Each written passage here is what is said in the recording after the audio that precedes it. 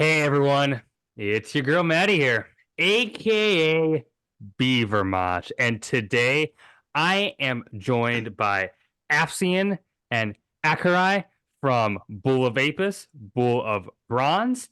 And guys, how are we doing today? Thanks for joining me.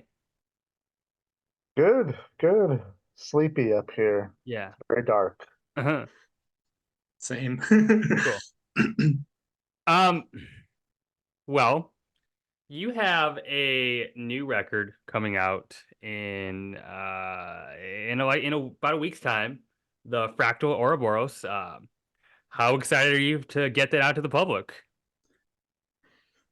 Very. Yeah. It's been almost unbearable waiting so long. But now it's Yeah. almost here and I don't know what to do with myself. Yeah, similar sentiment here. We've talked a little bit about it, but it's been a long time coming. Yeah. We basically started work on this one shortly after the first album, Mhm. and it's just been a slowly working the whole time.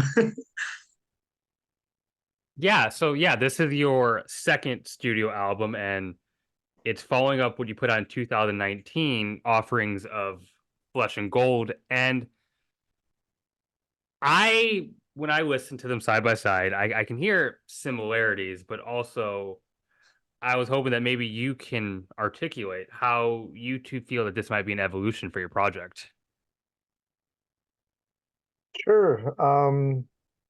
Lyrically, I think it kind of keeps in similar, at least ideas, where the first record, I kind of considered it to be like almost like the romanticized ideal of what would come from a revolution or something like Hmm. that.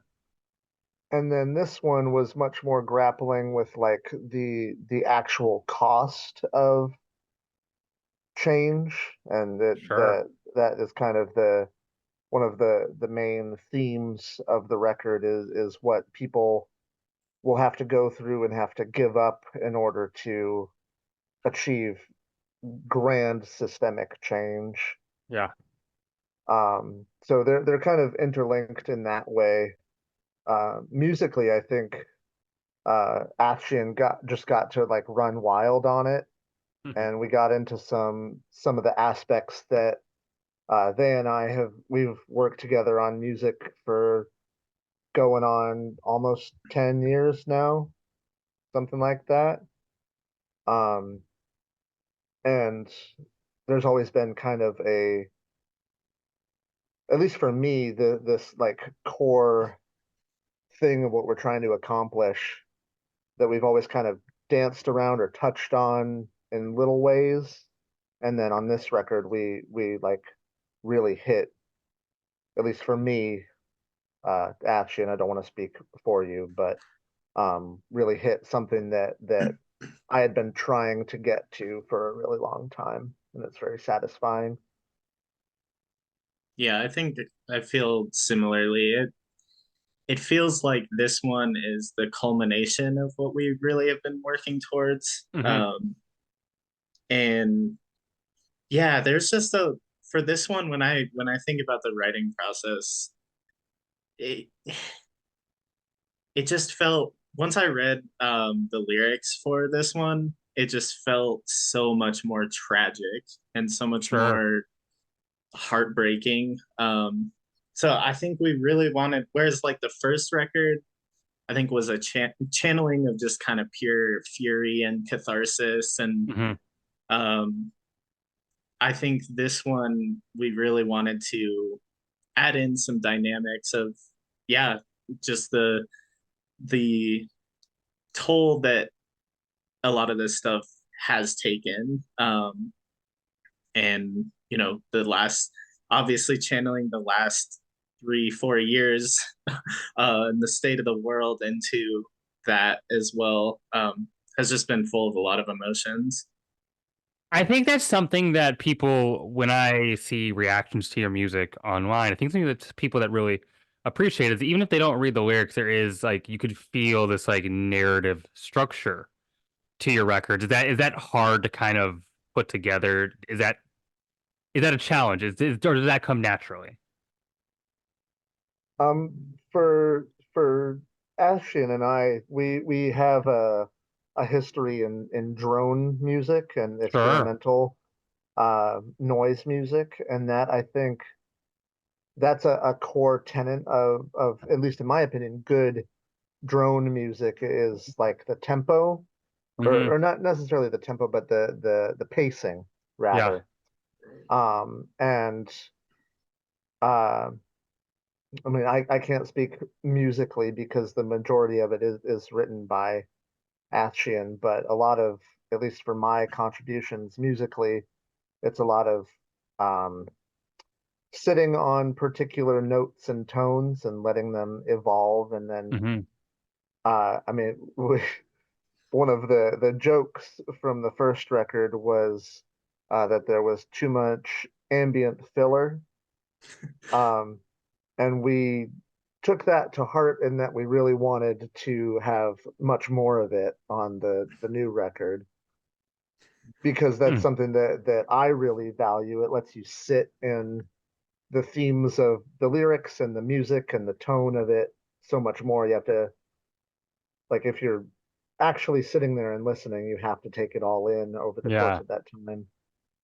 Um, and I really like the dynamics of starting from nothing or just a tone and then it becoming so wide a breadth of sound Hmm. and then being able to bring that back to that single tone again is something that I really enjoy and I think Ashian is very good at. Yeah, I think a big I feel like a big part of why this record especially is so narrative is um similar to the last one. When it came to actually writing the music, all of the lyrics were done. So from there it was basically how do we make music that's going to fit the themes of what's going on. And so yeah, we had talked about kind of a couple of the pieces and what we wanted the overall um I don't know, composition of them to be. Uh but yeah, I think that having the dynamics and the ambient parts, I think was just important for the emotions of it all. And also there's a big part of it that is like it's a lot to ask somebody to sit and listen to a 70-minute metal album. So we kind of wanted it to, yeah, follow some sort of interesting path, and we've through a couple different things along the way. Well, I will say that I sat through it in one sitting, and 70 minutes did not feel too long. Just if that's a thing you're worrying about, that was not my impression at all. It was engaging from beginning to end. So Thank you. yeah. Yeah, that's awesome. Yeah. You may have already answered this in a way, but I'm curious because something I really appreciate about your band is that you're not afraid of long songs. I mean, I'm used to hearing you let a track be 15 minutes or even longer to really sprawl out. Is that drone background you're talking about a part of that? I mean, what's the appeal and the approach to this type of song creation? Yeah, I think Ashian, I I'll let you go first. definitely, yeah, I definitely think drone and both of our backgrounds in like ambient music Hmm. um, is a big part of that, and also just where my metal inspirations tend to come from is a lot of um, yeah, a lot of like atmospheric stuff or Hmm. things that just are, yeah, a little bit longer. I've always been into kind of like the Cascadian metal scene. Sure. So I take a lot of inspiration from that sort of stuff. And then I think when it comes to the actual intention of Bull of Apis, there's always been, when we made the first record, we talked a lot about that sort of balance between um the meditative and like catharsis. Sure. Um, there's something just really powerful about metal that I'm sure any metalhead, any metal fan can attest to. Um, and I think it's a great conduit for channeling a lot of intense emotions, intense, yeah, just thoughts. um, so yeah, a big part of the length and the ambience of it all was really just came down to finding that balance between like, yeah, we're making something that's a powerful like black metal record, but we also want it to be something that people do sit with and do, meditate on, for lack of a better way of phrasing it. Yeah, Yeah. the ritual of it, I think, is something that's been important to all three of us for putting those together. The idea of like, especially when we make tea, you put the record on, you have to flip the record over. It's all part of this like, you know, the steps that you have to go through and repeat every time that you're listening to something, with an intentionality that comes to it from the format of like an LP or something like that, or a cassette too. Just physical stuff in general. The ritual aspect, I think, was always like pretty important, especially for like being able to articulate the thoughts behind what we're trying to say, and Yeah. give them time to sit and breathe. Yeah, when I hear you talking about the ritual behind the physical formats, I perked up a bit because you're right. That's something we have really lost in like playlist culture in music. But like, Mhm. am very, I'm very appreciative of when a record kind of rewards that. Sit down, put it on either the tape deck or the record player, and just kind of experience it as a Mhm. whole, like not just like pick your track, just like actually like take it in as you would like a novel. Like it is a story. Mhm. Yeah, that's I think that's a big reason why both this record and the last one, one of the things that people dislike about it that have expressed to me, um, is the lengthy kind of drony intro. But that's Hmm. there to serve that purpose. That's there to, you know, bring you into that state of mind, and kind of right off the bat, like this is, we're not trying to just be out here, making another black metal record that just starts with black metal. Yeah, just having that kind of drony intro that is very abruptly broken by blast beats is Hmm. very much a feature of what we're trying to achieve. Like kind It of it our al- own version of an overture a little bit, where it dictates the tone and what to expect, especially with Ouroboros. That is a mellotron Athshean at the beginning, The harmonium. harmonium. Um, it's just that one held note, and there's so much tension and anxiety and like power in just that one held note.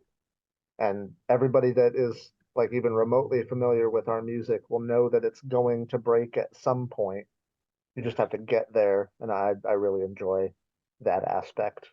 yeah, when you describe and I agree, the kind of quiet meditative sections that suddenly unexpectedly break into this very heavy, like big part. It almost, when I was listening, kind of reminded me, and musically I wouldn't call you like a post-rock influence band at all, but like that sounds kind of like the structure of, say, like a Godspeed You Black Emperor record.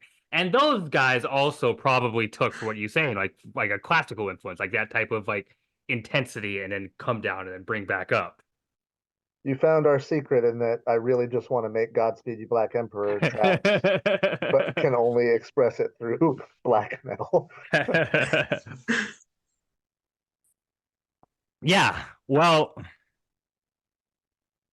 something I wanted to kind of poke at, because I'm interested. Would it be wrong of me to say that you two have this, at least, aesthetic interest in occultic ideas in your imagery, your lyrics, even kind of saying that on your Bandcamp if you scroll down, like the little tags at the bottom? What exactly does that bring into your music, and why? And like, I guess why? Why is that part of what you do? Sure.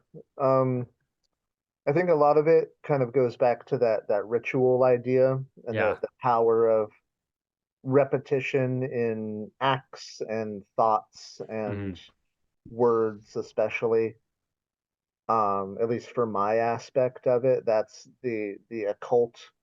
I always come back to kind of the idea of the power of the word and saying something into being is something that I've tried to practice in all, in less practical terms, but Hmm.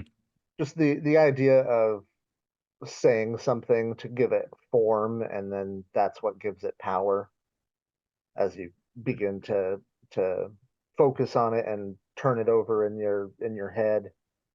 Yeah. That's kind of where that aspect comes through for me, less the kind of spooky aspects and more just kind of the weird powers that the human mind has and Sure. the way that we're able to influence each other that is kind of intangible. Hmm. Yeah, I think adding to that too, I have a fascination with just sort of like the collective, um like spiritual camaraderie, Sure. and you know, core at the core of the theme of Bull of Apis is just believing in and wishing for and fighting for a better world. And there's certainly a lot of that that, you know, comes down to political action. Yeah. But there's also the side of just, you know, how do we come together as a community, and how do we make this a communal sort of experience, and work towards that better world in a way that also integrates the spiritual. The blending of the self and the idea of community is something that Athshean and I have explored in a lot of our music. Actually, now that I think about it, um, there was, what was it called? As They Became Us. Hmm. That was a split that we did with two of our noise projects. So that was probably what, 2018, 2019, something like that. And yeah, that idea of like, taking the idea of the self and how one can like care for and take stock of it, and expanding that idea of self beyond the physical one person to the collective is kind of a lot of what the ideas for Bull of Apis are kind of centered on. Yeah, I love that. Um, Aggressive non sequitur here. Um, there is a just big ass fly, just huge. It has Oh flown into my no. camera like 7 times already in this interview. So for everyone watching at home, I am sorry. I don't know how to kill the fly right now, but it just likes flying right in front of that camera. So sorry about that. The fly Anyway, of Apis. yeah, fly. Yeah. That's I gotta put that in the description somewhere. Anyway. uh so you're a band that does in no way shy away from speaking out about how you view the world, how you stand against hierarchies, you stand against systems of power, and in a crowded field of, there's that fly again, Yeah, in it's a just fun. crowded field of black metal, it has a history of bands that have very, very opposite views of you, and obviously, fuck those bands. But I want to know, What is the core message that you want people to get out of your music? Um, for me, it's that the core tenets of what black metal was started on is this idea of rebellion Hmm. and this idea of power. And I've never really vibed with the idea that that should be used to enforce systems of white supremacy. It just doesn't make sense to me. No. And that someone that looks at what black metal is supposed to represent, that idea of freedom and like very kind of aggressive rebellion, to take that and say I'm going to use that to dominate other people or put down other people Hmm. has never, like I said, it doesn't make sense to me. Like if you see yourself as oppressed, I would hope that your goal would be to break you and anybody else that you see suffering from that oppression out of that Hmm. system. And that's kind of where I try and take the ideas for Bull of Apis towards, is that liberation, but for everybody. There's no reason to put up a gate or a barrier or anything to say it's just mine or just this in groups. Hmm. The whole thing is designed like, systems of power are designed to set people that are at lower sections of it at each other. And that's just kind of buying into that, and it's buying into this whole established system anyways, especially if you're, a white supremacist band. It's just buying into the powers that are already present. So it just doesn't make any fucking sense to me. No.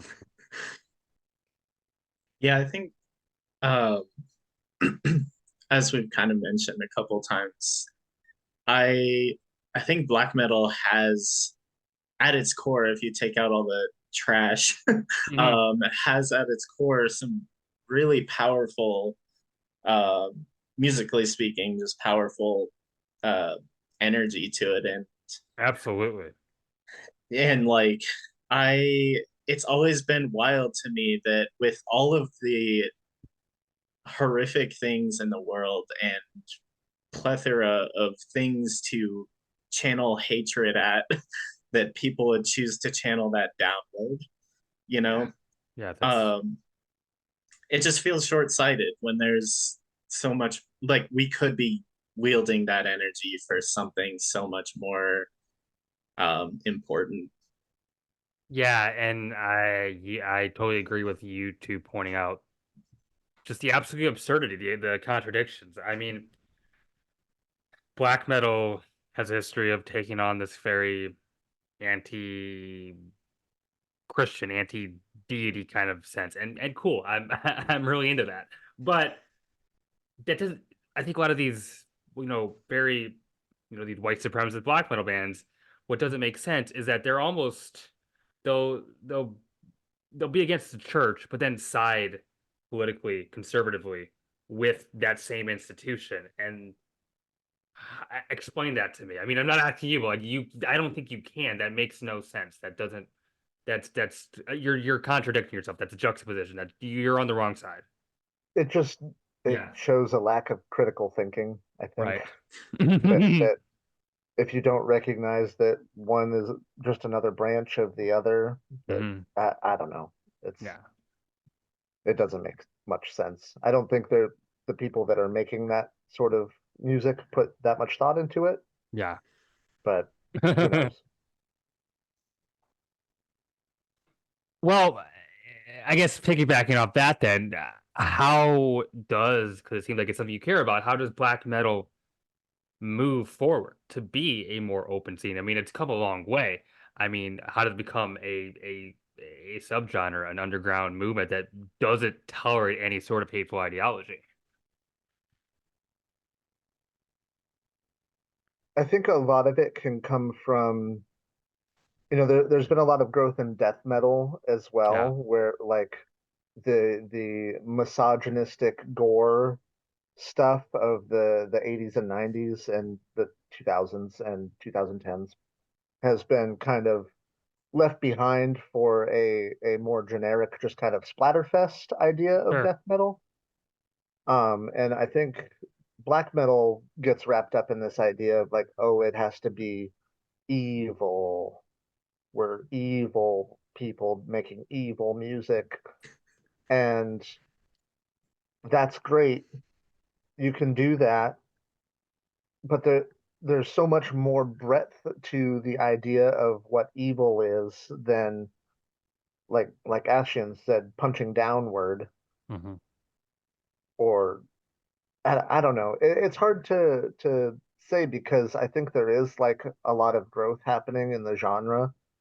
Bands that are able to kind of focus on more of like either the melancholy of everything or the like aspects of just living that are hard that can be construed as an evil Hmm. that I think to a lot of the like the Icelandic bands in the scene specifically that Absolutely.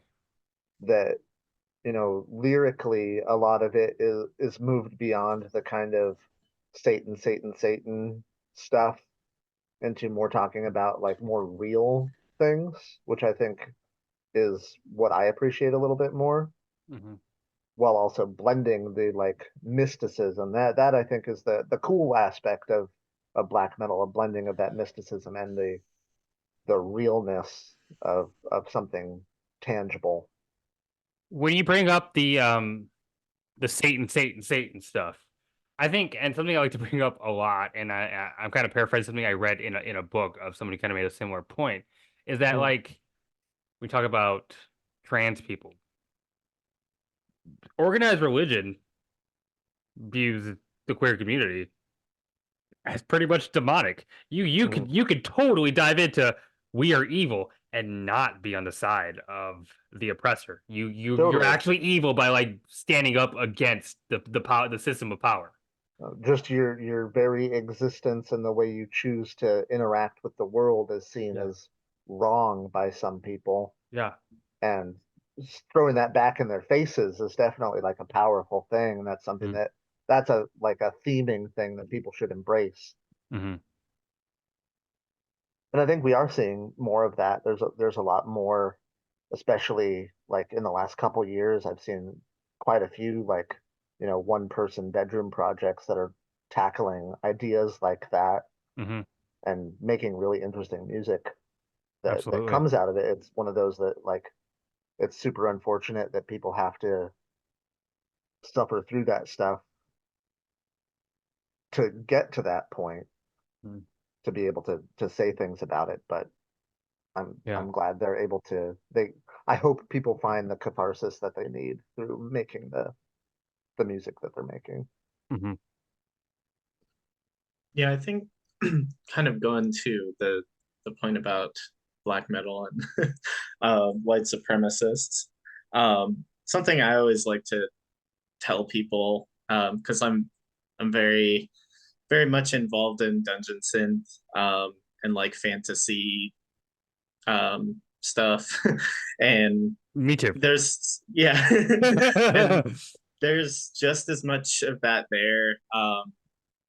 There and like beyond even just dungeon synth, like you get into really Tolkien heavy um groups. Like you never know, there's always some shitty person. But Of something I course. like to tell people a lot with that is that those people will take any amount of space that they are able to.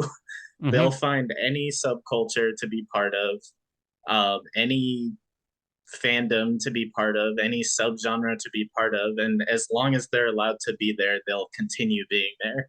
And the reason black metal has a problem with it is because too many people let it be there. And I think you can have both, where you can express something that you feel isn't political. It could just be, yeah, I want to make evil wizard Satan music. um, Love me some but evil wizard Satan music. gotta love the evil wizard Satan music. Yeah. Uh, but also ensuring that, you know, when you speak out against that stuff when you can, Yeah. and push that shit out when you can. Yeah, absolutely. And I think like if you like maybe a similar scene to ours is the hardcore punk scene. Like they had a problem too, and they seem to kick them out. I mean, they're still very they're totally in the shadow. There's maybe pockets of like shitheads there, but they for the most part they've kind of cleaned that genre up, and I think black metal can do that too. Um. Anyway, can I we? think just the more we talk about it, the Yeah. less in the shadows people will be, and they'll have less plausible deniability. Sure. And the more that happens, the less they'll like being in the spotlight. Hmm. Well, I was hoping we could talk about the name a bit because I find it Sure. interesting. I feel like there is some symbolism. I know that it refers to a deity of some sort. Want to kind of elaborate on the story behind the name? Sure. Um, yeah, so Apis was a god in later ancient Egyptian Hmm. mythology, that was represented on Earth by a literal bull. They would find a Hmm. priests would find a bull that map that would have particular physical descriptors and bring it to a temple and lavish it with gifts and food and keep it in the temple, and it would live a long, fat, happy life, um, while people were starving to death. Hmm. Um, when famines would come, people would give their smallest amounts of food to the priests at the temple to appease the Apis bull. And the bull of bronze is referring to the brazen bull, which is a torture device, Sure. um, a bronze casting of a bull that they would stick people in and then set a fire underneath and cook Hmm. people inside of it. And the main like takeaway from the name for me was that these were like two really different approaches of still ignoring like the core problem of people are starving, and we're rather than giving those starving people food, we're going to feed this bull and these priests and hope that it gets better. Yeah. And that was kind of the main kind of aspect of the name. Um, I also just really like the repetition of it. It comes from again the repetition in music and the ritualistic aspects of it. Yeah. Um, yeah, that's pretty much it. Nice. I just it's on my mind too. We just had someone on Facebook that accused us of idolatry and animal worship, and said asked people to think before supporting bands, ask them where their name comes from. And I just wrote out the whole thing like probably half an hour ago. So I The hope, fuck? yeah. I mean, was this like a? I mean, now I want to talk about this because that's amazing. Was this like a religious person kind of accusing you of that, or? That was the idea that I got from it. He wasn't like particularly upfront about what where he was coming from. He was just asking questions, seemed like. Sure. Um, Took like maybe like the golden calf, like that's what they thought it was, or I think so. yeah, And yeah, I don't know. yeah. Okay. Nice. Well, I get weird comments like that too, and you just gotta like okay, and then just kind of move on. And like it's kind of part of having something up on the internet. People are gonna find it and just like Yeah. have thoughts about it. Yeah, I think the name too, I really wanted to have something that I had never heard before. I Sure. and like, we have long songs, we have long song names, we have a long band name. Hmm. Um, yeah, it it felt poetic in a way, and it's fun to say. Full of Apis Full of Bronze. Full of Avis, Bull of Bronze. That is, it has kind of a ring to it. Yeah. You should just like record a TikTok of you saying that over and over and over again, and it'll get picked up. Break into the TikTok world. I kind of like the ambiguity of a name like that too. And like I think it was when Offerings came out, somebody asked us if it had anything to do with the Bronze Bull on Wall Street, which like did not occur to us at all. It could, Uh, in a way. Yeah. yeah, and I think the uh, just like just like our kind of lengthy music and sort of ambient at its core music can be up for some amount of interpretation. I sort of like that about the name too, that it's just ambiguous enough to allow people to kind of put some meaning into it wherever. Hmm. Now you keep mentioning ambient, and so now I want to ask because I feel like you do it a lot differently, but I think ambience has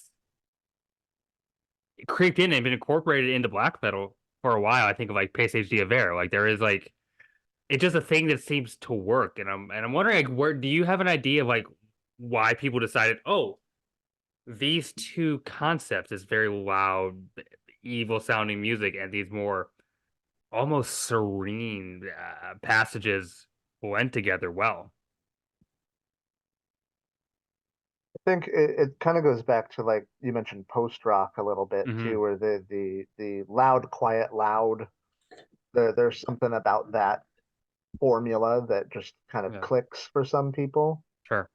Um, and for me, I love the anticipation that it can bring, especially in the context of like ambient black metal. Yeah, Like, it's gonna come back at some point. The blast beats are gonna show back up at some point, yeah. and it can linger in those like drony ambient bits. Just to, you hang on just long enough until you can't anymore, and then the blast beats come back. Yeah, speaking speaking personally, my entry point into black metal, I always think of as more that I came from the ambient side into black metal. Sure. And like a lot of depressive stuff, and then of Mm, course, like I mentioned, a lot of Cascadian black metal. There was just something even to the metal parts of the music that just really hit the core of why I love ambient music, yeah. and really just scratched that same itch. Like um, it, yeah, the atmosphere of it, kind of the contemplation and like mindset that it gives me when I listen to black metal um, that kind of evokes that similar atmosphere. I always feel like they're just two sides of the same coin. At least for black metal, I tend to be interested in. Um, I think that there's just something to, yeah, to both of those genres that just aligns really well. It almost feels like it's like a like similar to like a great video game. Like there are these big epic parts in the game that make you feel like so powerful, but they're amplified by these very slow kind of explorative parts, world building. Mm. Um, and it's those two that create this like high fantasy experience. If you didn't have either or, it would be it would be boring if it's just these big dragon battles or it's just walking around and getting checkpoints in various towns. You know, you have to have both to make an interesting experience, at least in a gaming world. And I think it's similar in like an ambient black metal record. Mhm. I just came up with it off the top of my head. I'm very impressed with myself. Oh yeah. I've been playing a lot of Baldur's Gate, so it does feel apt for sure. Yeah. uh, uh, what has working with Fiadh been? Fiadh is a friend of the show. Puts out a shit ton of good music. What's that experience been like? It's been Uh, wonderful. Yeah, They're amazing, yeah. really. yeah, definitely. Yeah, just really great label. Obviously, like I said, I like Dungeon Synth, so there's plenty of that there as well. And then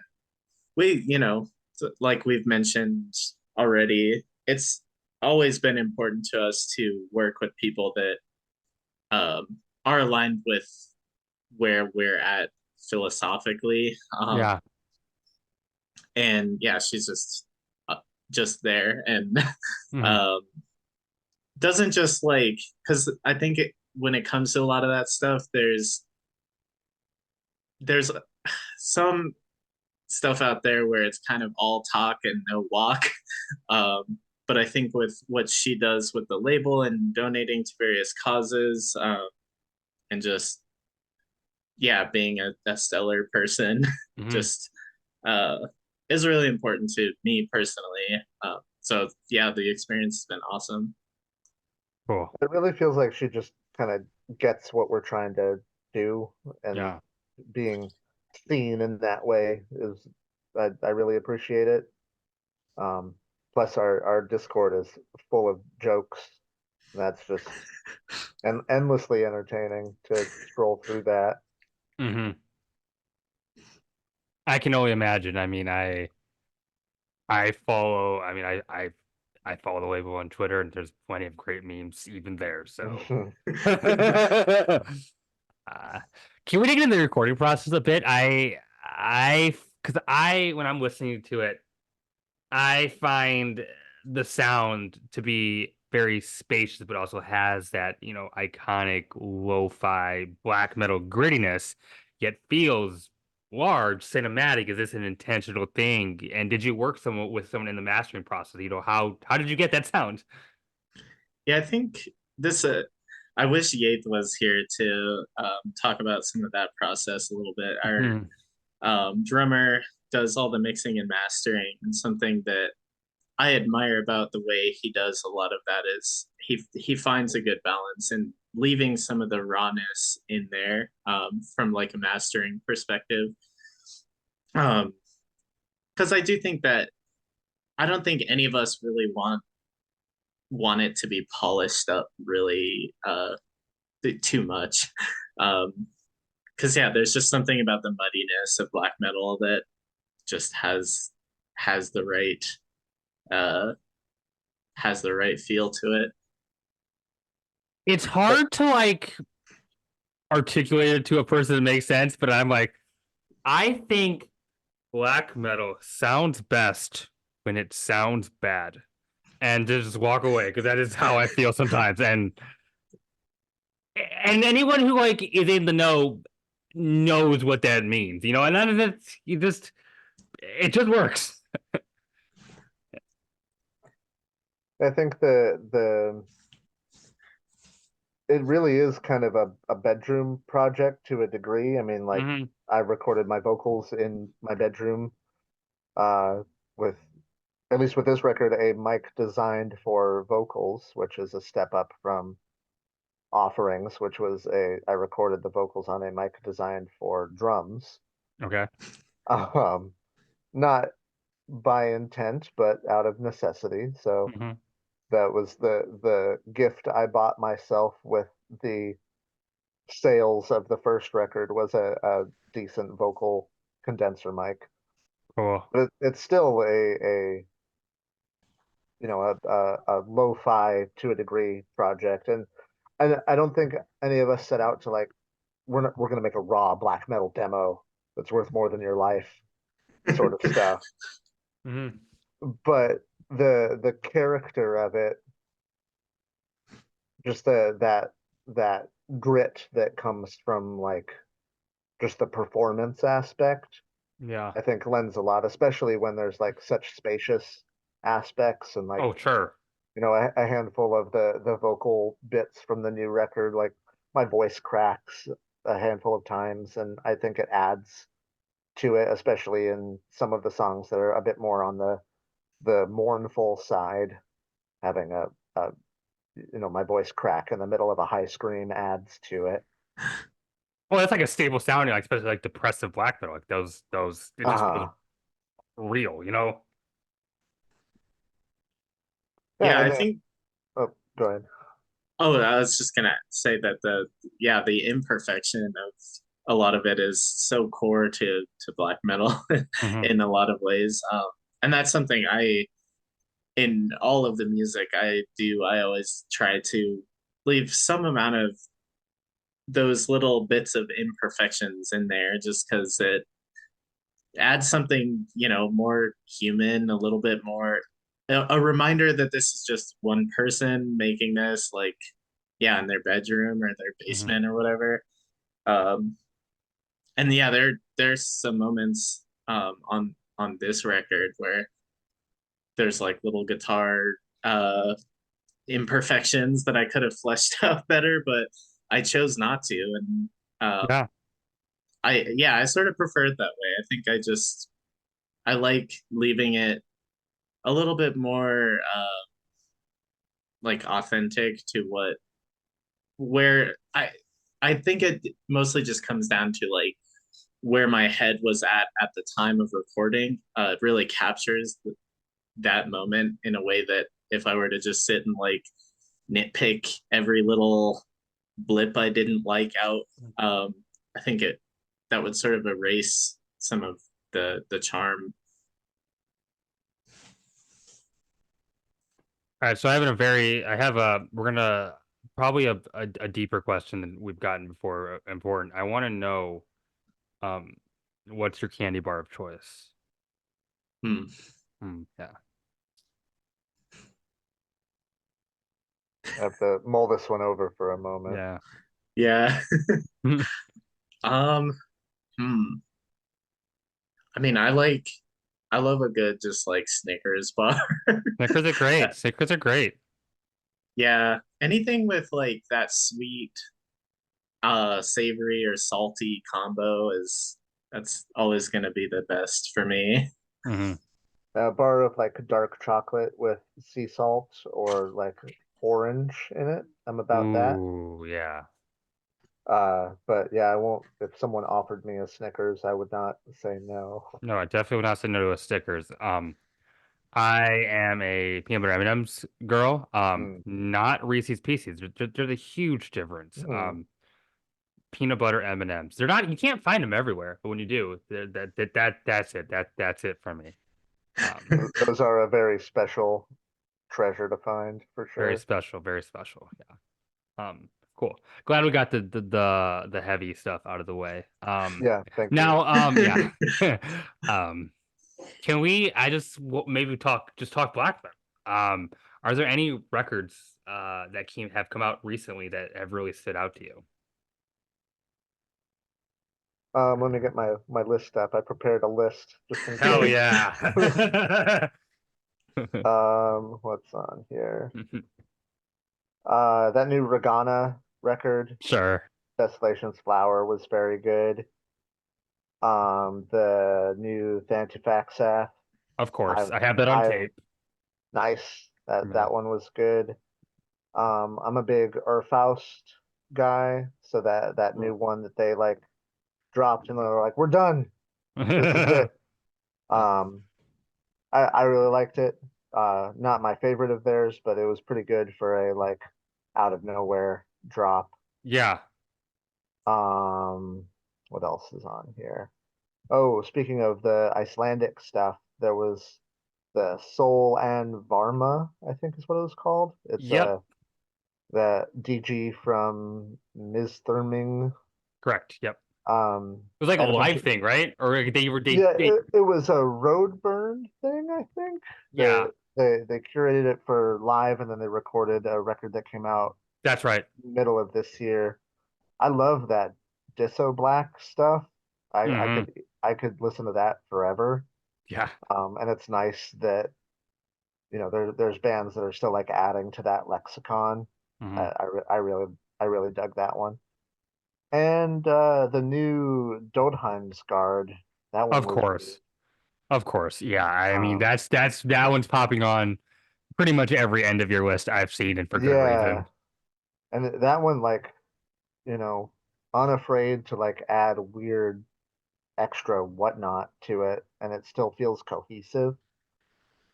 Even the That cover it's like looks more like a Pink Floyd-esque cover than it does Yeah, like it a looks black it metal looks cover. like a porcupine tree, or definitely like a prog record for Yeah, sure. And I think they probably approached it that way. sure. Just their prog happens to include black metal in it. Yeah.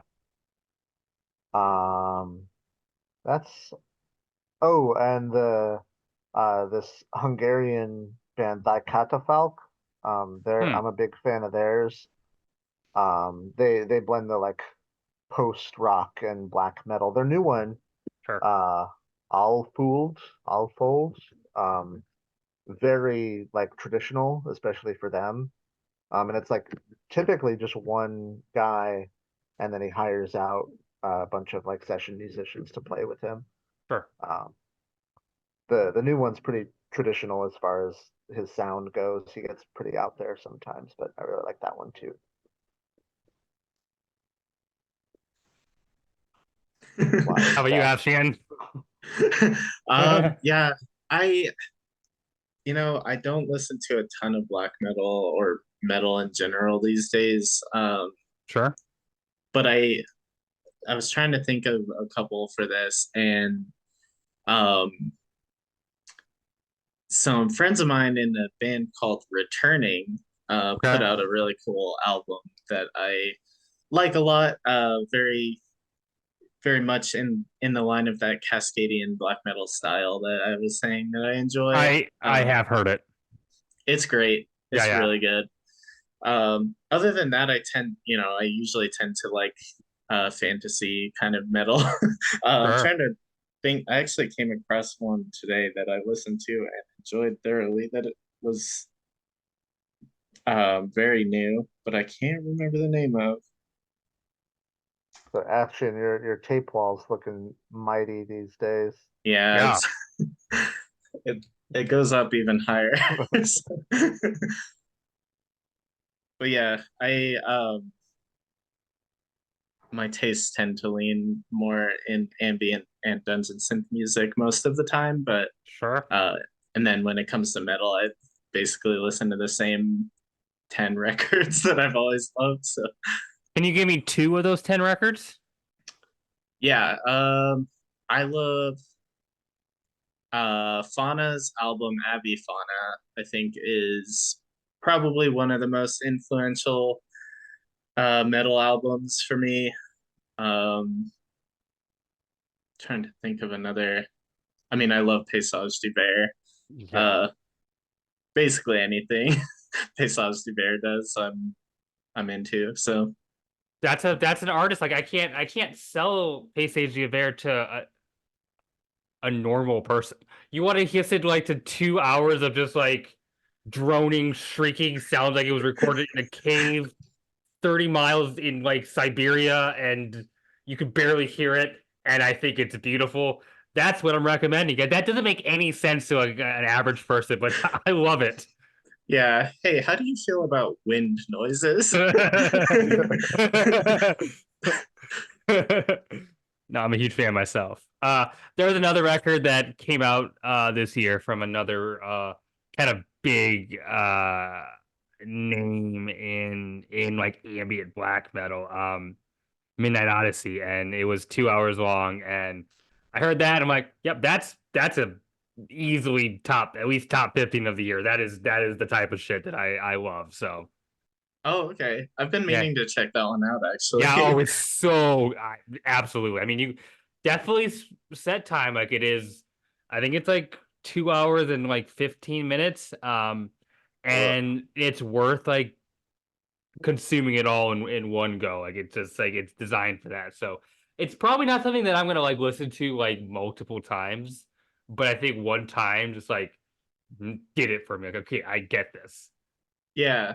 I feel like sometimes that's the point of a record. Like Yeah. there are those that are like the intention is to like keep listening, but there's some that are like you listen to it once and you're like, that was phenomenal.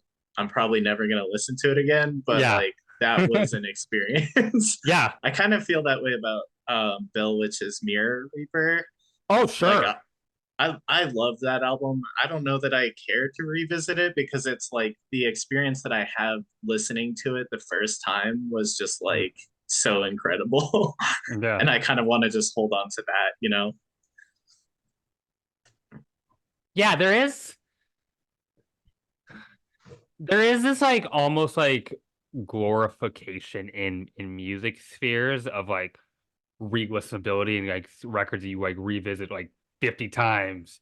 And I love doing that. And for a part there is like I feel like that's unique to this art form. Like you don't really see people talking about how many times they've read a novel or how many times they watch a movie. Like it's totally acceptable and expected to just do it one time, then there it is. You did it. But I don't know. Music is different. Yeah. Yeah, definitely. Well, Bull of Apis, Bull of Bronze. That's all that I have for you. But before I kind of close this out, I would love to give the floor to you for any last thoughts that you had, and then give me any plugs. Where can people find the music, find the merch, find the things? Go. Well, just Maddie, thank you for listening and for wanting to talk to us about Yeah, what it is that we're trying to do. absolutely. Um, the response to the record so far has been really, really positive, and it's after working on something for so long and hearing the riffs over and over and over again, it's really nice to be able to put it out there and see it resonate with people. Yeah. Um, as far as like stuff to say, um, everybody's doing the best they can right now. Try and help each other as best you can. Um, be kind and understanding to each other. Hmm. Uh, yeah, listen to more black metal, Athshean Hell especially. yeah. I'm sorry. Don't apologize. Um, yeah, for stuff, physical things are on pre-order at Fiadh's website. I think it's uh thefiad.bandcamp.com. That sounds about right. If you're in the UK or in Europe, Vita Detestabilis is doing tapes and records. I think they're just Vita Detestabilis at Hmm. bandcamp.com. We have shirts and a new tea blend that I made for pre-sale on our Bandcamp. That's bulletvaporsbulletbronze.bandcamp.com. Um, if you don't have the ability to financially contribute to like purchasing a download or anything, please just like shoot us a message on Facebook and we'll give you a download code. Um, Awesome. we just want as many people to listen to it as we can. Mhm. Uh, I don't know. That's mostly it. Ashton, you got anything to add?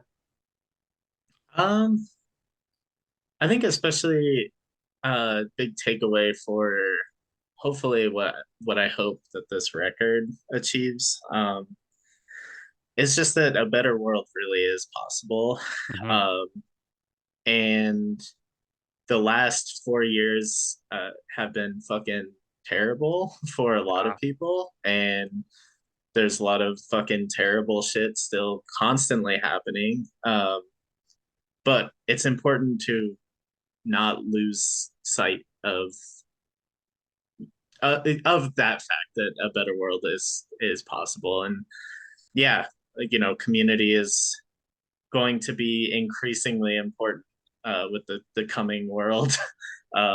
So just find community where you can, find change where you can, and yeah, I hope that that's a big takeaway for people, that it's we really wanted to set out to make a record that was going to be cathartic and intense, but also provide a little bit of hope for people.